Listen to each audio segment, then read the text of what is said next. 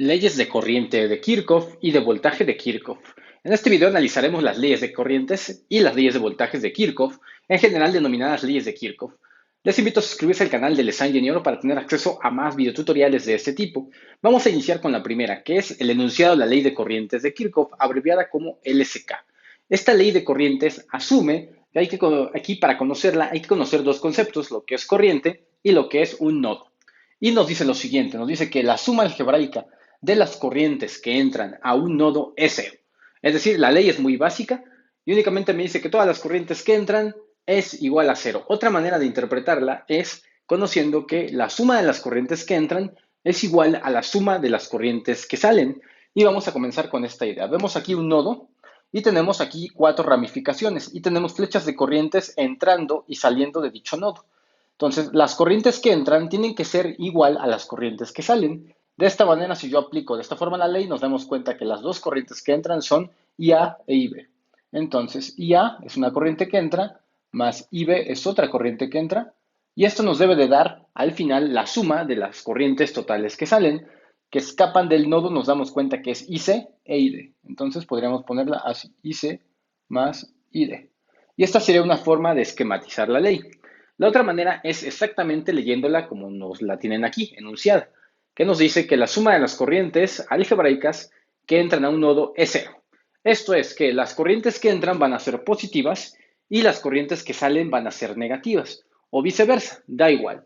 En general siempre es más fácil identificar las corrientes que entran como positivas, me doy cuenta que IA e IB son las corrientes que entran, ahí está, son positivas, las considero las dos, y luego las que salen, las que escapan del nodo sería menos IC, negativa, y otra que escapa es ID, entonces la voy a poner también negativa.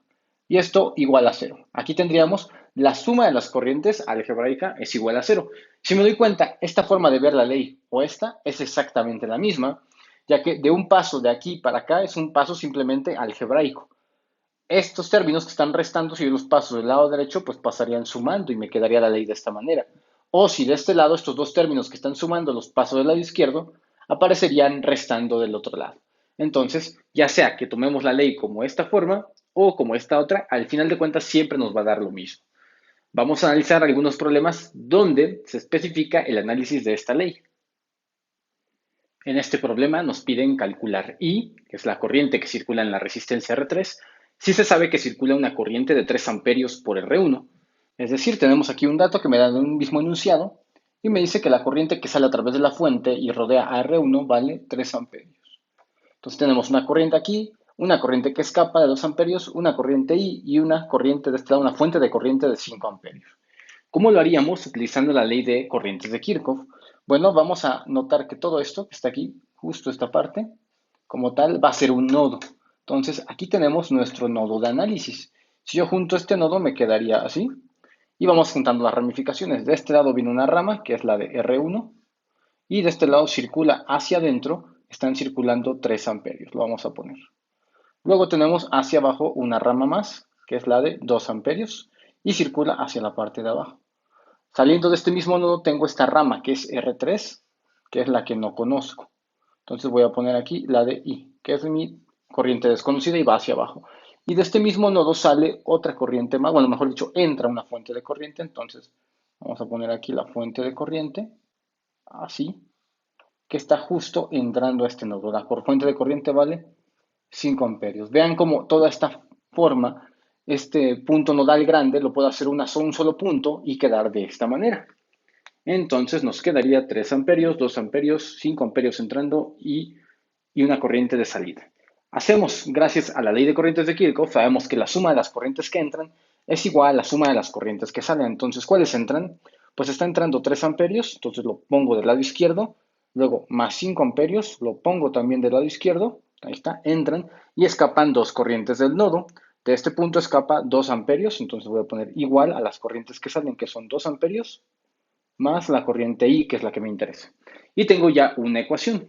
Lo único que hacemos pues es despejar la ecuación. Aquí tengo 3 amperios más 5 amperios. Este pasaría como menos 2 amperios y esto me quedaría como I total. ¿Cuánto nos queda? Vean aquí.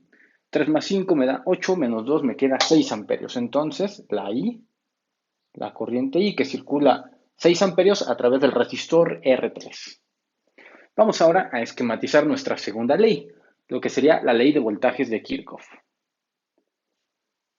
La ley de tensión de Kirchhoff, abreviada como LVK, ya que es ley de voltajes de Kirchhoff, nos dice lo siguiente: la suma algebraica de las tensiones alrededor de una trayectoria cerrada va a ser cero. Entonces, ¿qué quiere decir? Aquí necesitamos el concepto de voltaje y de una trayectoria cerrada, comúnmente en circuitos llamado malla. Una malla, en general, será algo así. Entonces, nuestra trayectoria cerrada tenemos aquí para ejemplificar la ley. Y también tenemos dos maneras de verla. Una, que es exactamente como nos dice en el enunciado, es la suma algebraica de las tensiones alrededor de una trayectoria, la vamos a igualar a cero. Entonces, aquí tengo tres elementos que me provocan una caída de voltaje, o una diferencia de potencial, o tensión, como quieran llamarla. Entonces, para poder especificar el signo correcto de cada una de estas leyes, tenemos pues un camino o una estrategia. La estrategia es tomar siempre, agarrar en el circuito, irnos desplazando hacia el circuito y conforme vayamos pasando por el elemento de la absorción de voltaje, que sería por este caso B1 o B2 o B3, vamos a considerar exactamente el primer signo con el que nos encontremos, es decir, el signo de entrada. Si me doy cuenta, si voy yo en esta trayectoria, me encuentro con que tengo el menos. Entonces pondría yo menos B1, sería la primera caída de voltaje. Sigo, paso por el elemento, entro al siguiente elemento y ¿de qué lado estoy entrando? ¿Del más o del menos? Pues del más. Entonces sería más B2. Sigo a través del elemento, me doy cuenta y vengo aquí y aquí otra vez me encuentro con el más. Entonces pongo más B3. Y con esto tengo ya todos los elementos, ya circula a través de toda la trayectoria cerrada y entonces igualo a cero.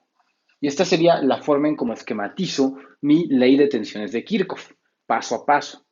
La otra manera también sería al revés. En lugar de los signos de entrada, serían los signos de salida. Y automáticamente nos daría lo mismo. Ahora, otra manera de esquematizarlo, si me doy cuenta, es que la suma de alzas de voltaje, en este caso una fuente es una alza, por ejemplo acá, B1, la otra manera de denominarlo, sería que la alza de voltaje, que es B1, hacia la derecha del circuito, que son caídas siempre, entonces la alza de voltaje es igual a las caídas de voltaje. Como esto es una alza de voltaje, estas dos serían caídas, entonces sería igual a la suma de las caídas de voltaje. Así. Y si nos damos cuenta, esta forma de verlo o estas son las mismas. ¿Qué pasa si este menos B1 lo paso del lado derecho? Pues me queda como más B1 y me queda B1 igual a B2 más B3, que es el enunciado justo aquí abajo. Entonces, de cualquier manera, la ley siempre se va a cumplir. Vamos a continuación a ver algún ejemplo donde podemos aplicar nuestra ley.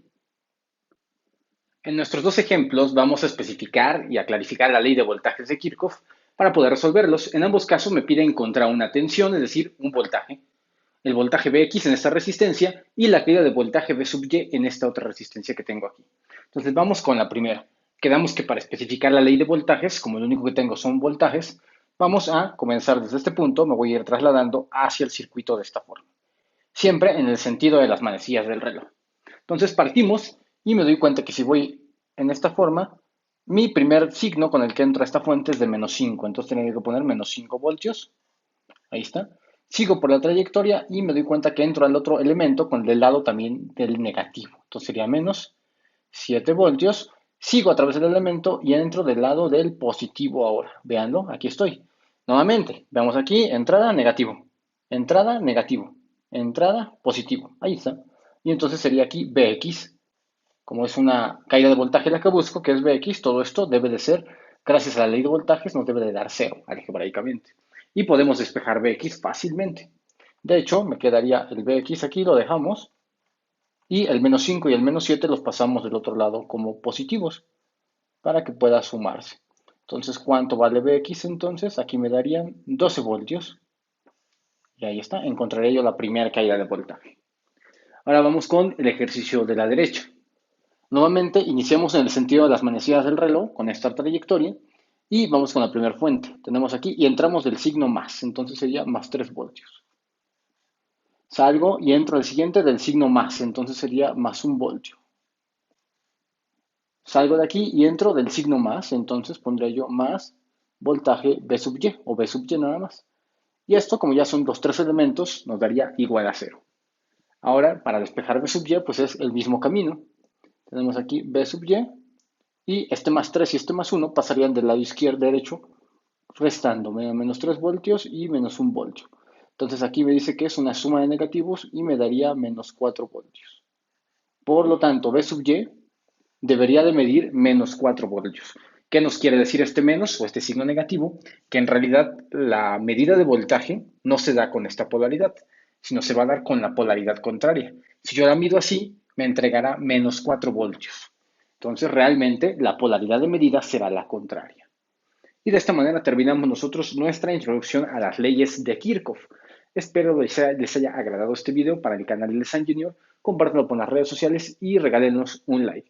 Déjenme en los comentarios qué otros videos en este caso, análisis de circuitos básicos, les gustaría que implementáramos en los siguientes días.